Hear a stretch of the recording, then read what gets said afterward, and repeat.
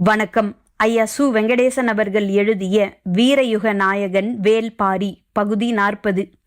பின்னிரவு கடந்தது.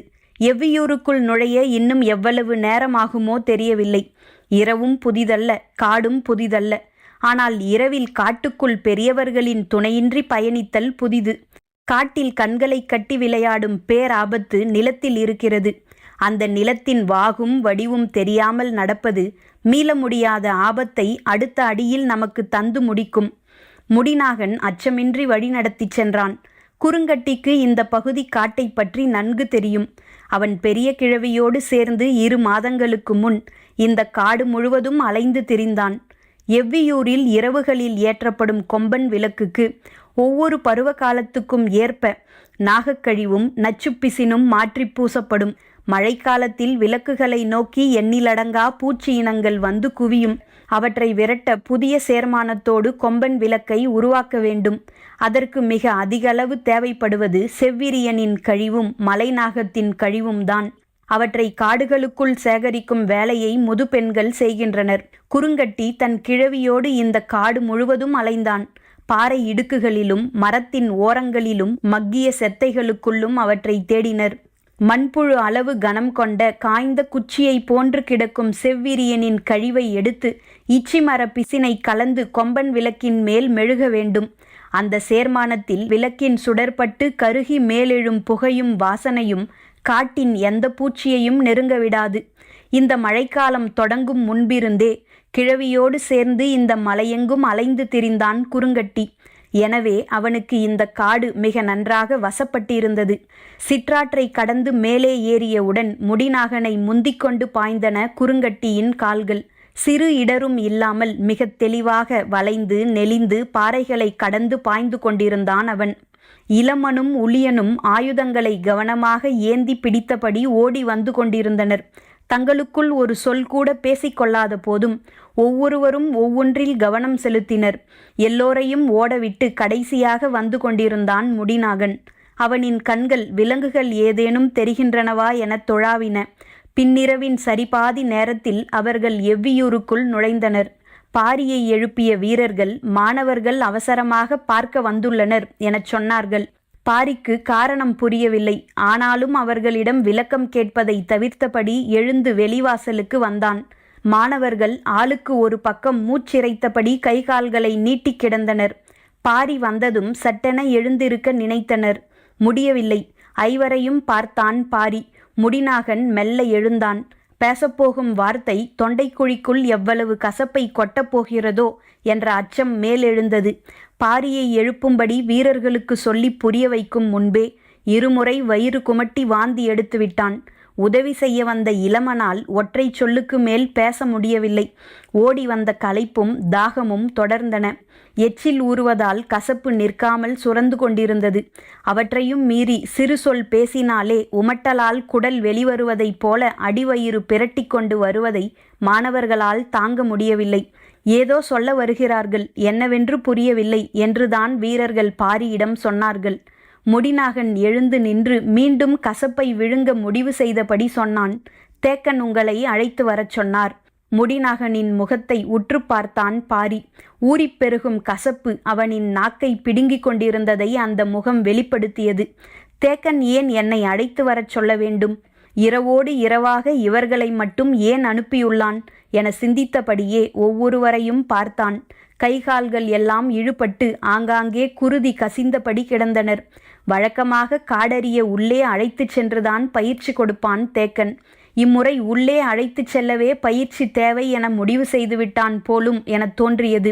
கேள்வி கேட்டு இவர்களை மேலும் கசப்பை விழுங்கவிட வேண்டாம் என்று முடிவு செய்த பாரி, ஓய்வெடுங்கள், காலையில் போவோம் என்று சொல்லிவிட்டு மாளிகை நோக்கி திரும்பினான். திரும்பிய அவனின் கையை சற்றும் எதிர்பாராமல் இறுகப் பற்றினான் முடிநாகன். உடன் இருந்த வீரர்களுக்கு என்னவென புரியவில்லை. முடிநாகனின் கழுத்து நரம்பெல்லாம் விடைத்து கண்கள் பிதுங்கின. அவனின் தோள் பட்டைகள் இரத்த விலாராக இருந்தன.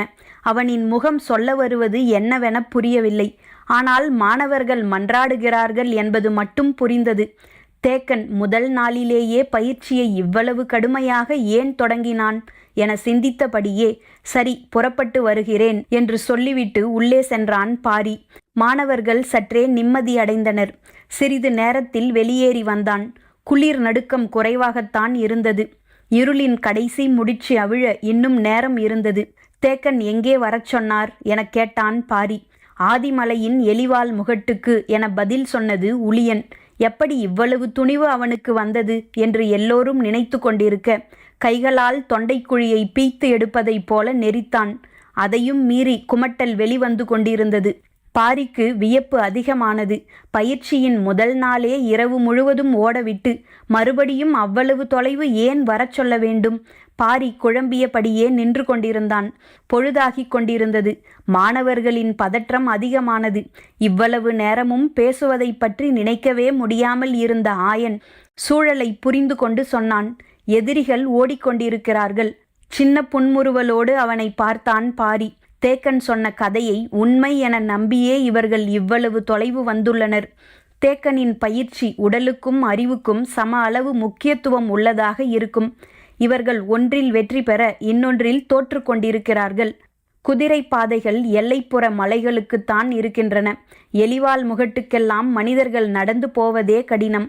முதல் நாளே இந்த கடின பயிற்சியை ஏன் கொடுத்தான் தேக்கன்?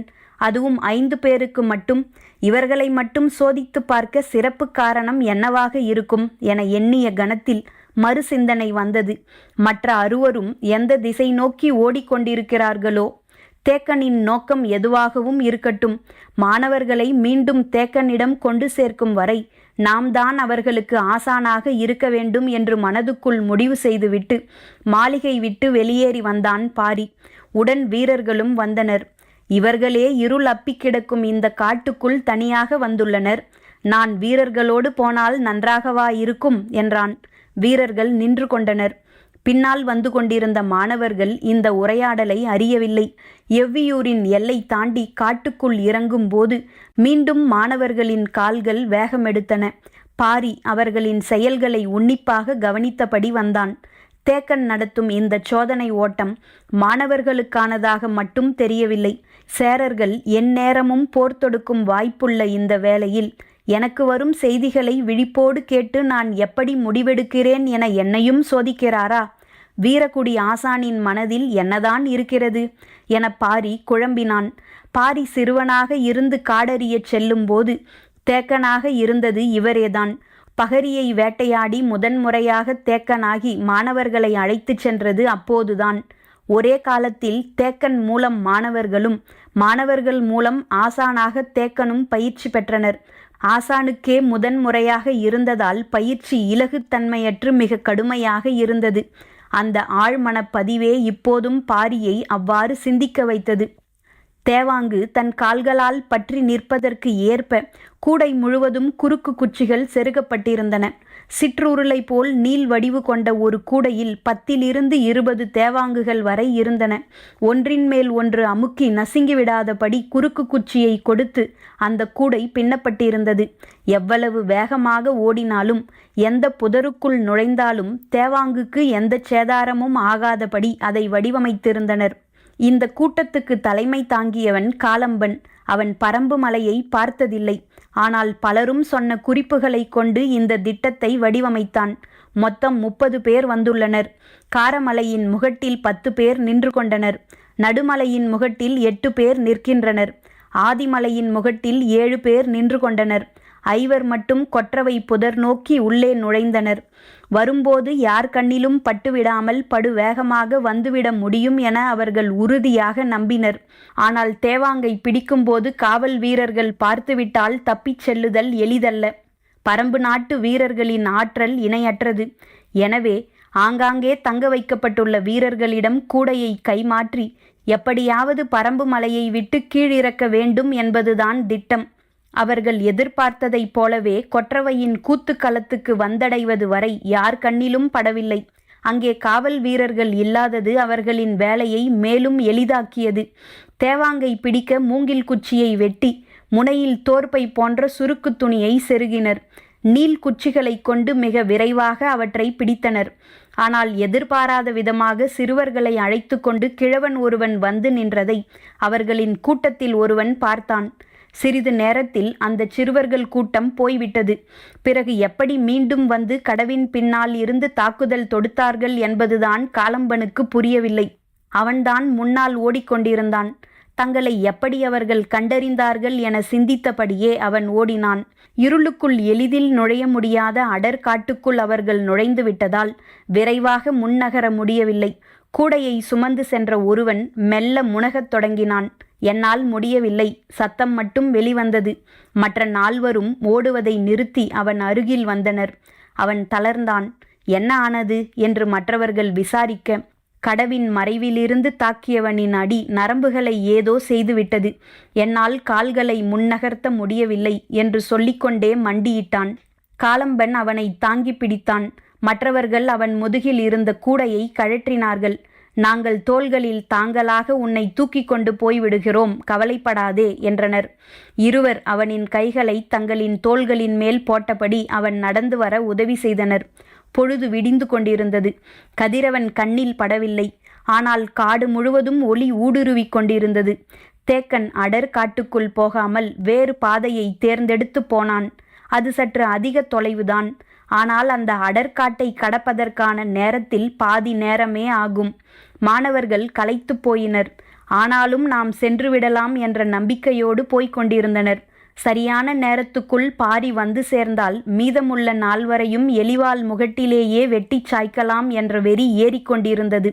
மாணவர்கள் என்ன சொல்லி பாரியை அழைப்பார்கள்? அங்கு கேட்கப்படும் கேள்விக்கு இவர்கள் கசப்பை விழுங்கி பதில் சொல்லியிருப்பார்களா? என்ன சொல்ல வேண்டும் என்பதை நாம் சொல்லி அனுப்பியிருக்கலாமோ என தோன்றியது.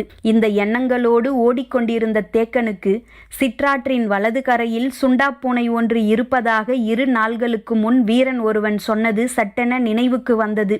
நாம் அதை இவர்களிடம் சொல்லாமல் அனுப்பிவிட்டோமே, தீங்கு ஏதும் நேர்ந்திருக்குமா என்று எண்ணிய கணத்தில் பதற்றம் கூடியது. மாணவர்கள் பாரியுடன் சிற்றாற்றை கடந்தனர். நேற்று மாலை ஓடத் தொடங்கிய அவர்கள் இன்னும் நின்றபாடில்லை. தேக்கன் சொல்லி அனுப்பிய சொல் அவர்களை நிற்க விடாமல் துரத்தியது. மாணவர்களின் ஓட்டத்துக்கு ஈடு கொடுத்தபடி சற்றே பெருநடை நடந்து வந்தான் பாரி. ஒவ்வொருவனின் நடையையும் வேகத்தையும் கவனித்தான். முடிநாகனின் பாதம் முழுவதும் மண்ணை அப்பி எழுந்தது. இளமனின் கால்விரல்கள் விரிவு கொள்ளாமல் இருந்தன. உளியன் தேவைக்கு அதிகமான உயரத்துக்கு காலை தூக்குகிறான். ஆயனின் நடைதான் ஒப்பீட்டளவில் சரியாக இருந்தது. அதனால் மற்றவர்களை விட அவனால் வேகமாக போக முடிந்தது. கால்களில் ஒவ்வொருவருக்கும் இருக்கும் பிரச்சனையை சொன்ன பாரி காட்டு விலங்குகள் ஒவ்வொன்றின் நடையை பற்றியும் கால் அமைப்பை பற்றியும் விளக்கத் தொடங்கினான். அவற்றின் வேகத்துக்கும் பாதத்தை அவை பயன்படுத்தும் உத்திக்கும் உள்ள உறவை அவன் விளக்கிச் சொல்லும்போது மாணவர்கள் சற்றே எரிச்சலோடு அதை கேட்டு நடந்தனர். எவ்வளவு முறை சொற்களாலும் சைகையாலும் சொல்லியும் பாரியை விட முன்னால் ஓடிவிட முடியவில்லை. களைத்து போன தங்களின் ஓட்டத்துக்கு ஈடு கொடுத்தே வருகிறான் என்ற கோபம் எல்லோருக்கும் இருந்தது. என்ன செய்வது என தெரியவில்லை. இந்நிலையில்தான் பாரியின் கண்களுக்கு அந்த சுருள்வாள் தெரிந்தது. தலை சாய்த்து உற்று பார்த்தான். புற்களுக்குள்ளே தடித்த செங்காவி நிறச்சுருள் தனித்து தெரிந்தது. அவனின் ஐயம் உறுதியானது. அவனை அறியாமலே கால்கள் நின்றன. சின்னதாக ஒலி எழுப்பி மாணவர்களை நிற்கச் சொன்னான். யாரும் அதை காதில் வாங்கிக் கொள்ளவில்லை. தளர்ந்தபடி நடந்தனர். சற்றே சத்தமாக சொன்னான். அங்கே நிற்பது சுண்டாப்பூனை, அப்படியே நில்லுங்கள். சுண்டாப்பூனையின் வால் மேல் நோக்கி சுருண்டுதான் இருக்கும். ஒருபோதும் கீழே தொங்காது. அதன் பற்கள் பன்றியின் பற்களை போன்றது. கடவாயில் இருந்து உதடு பிளந்து மேல் நீண்டிருக்கும். மனிதனை அதன் முகம் உரசிப்போனாலே வாள் கொண்டு சீவி போனதைப் போல் ஆகிவிடும். அது நீளத்திலும் உயரத்திலும் புலியை விட சற்றே குறைவு. ஆனால் வேகமும் தாக்கும் திறனும் புலியை விட அதிகம். சுண்டாப்பூனையை கண்டால் புலி ஒதுங்கி போகும் என்பார்கள். மனிதர்கள் இதை பார்த்துவிட்டால் அப்படியே நின்றுவிட வேண்டும். அது சில நேரம் பக்கத்தில் வந்து முகர்ந்து பார்த்துவிட்டு போகும். சில நேரம் தொலைவில் இருந்தபடியே போய்விடும். ஆனால் அதை பார்த்த பிறகு ஓடத் தொடங்கினால் அவ்வளவுதான். அதன் வேட்டையிலிருந்து ஒருபோதும் தப்பிக்க முடியாது. இந்த காட்டில் அதற்கு இணையாக ஓடும் இன்னோர் உயிரினம் கிடையாது. அதை பார்த்த கணம் அப்படியே நின்றான் பாரி. மாணவர்கள் நிற்காமல் நடந்தனர். தொலைவில் செடிகளுக்கு இடையில் தெரியும் சுருள்வாளை அவர்கள் பெரிதாக கருதவில்லை. பாரிக்கு சின்னதாக பதற்றம் வரத் தொடங்கியது. நில்லுங்கள் என்று மீண்டும் மெல்ல கத்தினான். முடிநாகனுக்கு தேக்கன் சொன்னதுதான் நினைவுக்கு வந்தது. உன் பின்னால் ஈன்ற புலி துரத்துகிறது என நினைத்து கொண்டு ஓடு என்ற வார்த்தைகள் எதிரொலித்தபடி இருந்தன.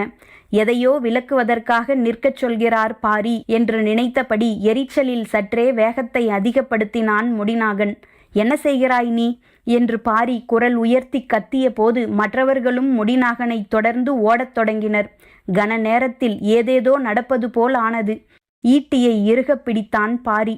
அது நமக்கு அருகில் வந்தால் மாய்த்து விடலாம். முன்னால் போகிறவனை ஓர் அடி அடித்துவிட்டு பாய்ந்து ஓடினால் போதும்.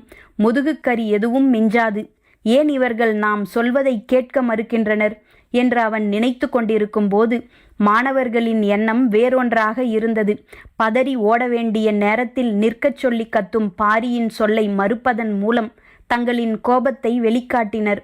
அது இவர்களை நோக்கி வரத் தொடங்கியது. நாம் எவ்வளவு போராடினாலும் அதனுடைய ஓர் அடி எவன் மீதாவது பட்டால் போதும், அவன் சாவதைத் தவிர வேறு வழியில்லை என பாரியை பதற்றம் சூழ்ந்தது. கன நேரத்தில் பாய்ந்து முன்னால் போன பாரி முடிநாகனின் கழுத்தை பிடித்து இழுத்து விட்டான். அவன் பின்னால் சாய்ந்த வேகத்தில் 4 மாணவர்களும் மிரண்டு நின்றனர். விரல்களை ஓங்கியபடி அமைதியாய் நில்லுங்கள் என்றான் பாரி. அவர்கள் அப்படியே நின்றனர். சுண்டாப்பூனையும் சிறிது நேரம் தொலைவில் இருந்தபடியே பார்த்தது. பின்னர் வேறு பக்கம் சென்று மறைந்தது. அது போனதை உறுதிப்படுத்தி கொண்ட பிறகு சொல்லத் தொடங்கினான் பாரி.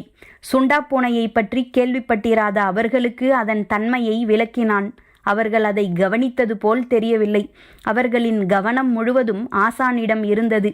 பாரியின் மனதில் சின்னதாக வருத்தம் எழுந்தது. மாணவர்களை இழுத்து நிறுத்த வேண்டியதாகிவிட்டதே என நினைத்து கொண்டே அவர்களோடு சேர்ந்து பேசியபடி ஓடினான். கண்ணில் படும் ஒவ்வொன்றை பற்றியும் சொல்லிக்கொண்டே வந்தான். எங்களால் வேகமாக ஓட முடியவில்லை, நீங்களாவது முன்னால் போங்கள் என்று முடிநாகன் அரைகுறை வார்த்தைகளிலும் கையசைவிலும் சொல்லி பார்த்தான். ஆனால் பாரி அதை பொருட்படுத்தவில்லை. மாணவர்களுக்கு சொல்லித் தருவதிலே கவனமாக இருந்தான். ஏதோ ஒரு வகையில் தேக்கன் தனக்கு வைக்கும் சோதனையாக அவன் மனதில் பதிந்தது. மலையின் மேற்கு பக்க காட்டுக்குள் கடந்த மாதம் முழுவதும் அலைந்தோம். கீழ்திசையின் உள்காடுகளுக்குள் நான் வந்து நீண்ட காலமாகிவிட்டது.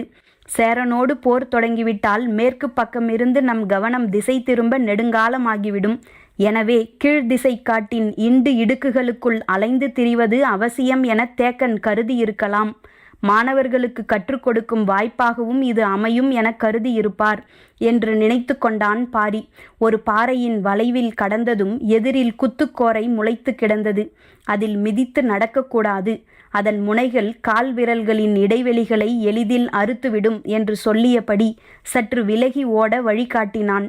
சிறிது தொலைவில் சங்கஞ்செடி பெரும் புதர் போல் கிடந்தது. அதில் மிதித்து நடந்தால் இலையில் உள்ள பால் நம்மீது பட்டவுடன் அரிக்கத் தொடங்கும்.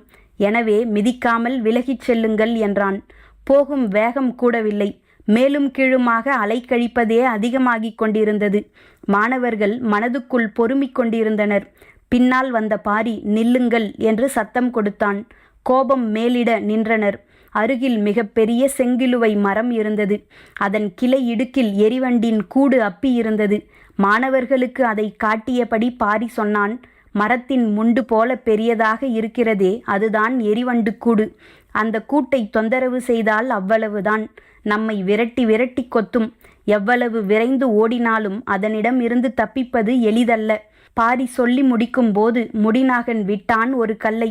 அது எரிவண்டின் கூட்டை பீய்த்து கொண்டு போனது. என்ன செய்கிறாய் நீ என்று பாரி கேட்டு முடிக்கும் முன் படை திரட்டி வந்தது எரிவண்டு கூட்டம். மாணவர்கள் வெறிகொண்டு ஓடினர். செடி கொடிகளில் முண்டியும் புதருக்குள் நுழைந்தும் ஓடிய அவர்களின் கால்கள் பல மடங்கு வேகம் கொண்டன. எரிவண்டின் சத்தம் கேட்க கேட்க கால்கள் காற்றை கிழித்து கொண்டிருந்தன. என்ன ஆனாலும் பாரி நம்மை காப்பாற்றுவான் என்று அவர்களுக்கு தெரியும். எனவே அவர்களின் கால்கள் பதற்றமின்றி பறக்க முயன்று கொண்டிருந்தன. முன்னால் ஓடிக்கொண்டிருந்த முடிநாகன் மனதில் எண்ணிக்கொண்டான், தேக்கனின் சொல்லை காப்பாற்றுகிறேன், பாரியையும் சேர்த்து வழி நடத்துகிறேன். பரம்பின் குரல் ஒலிக்கும்.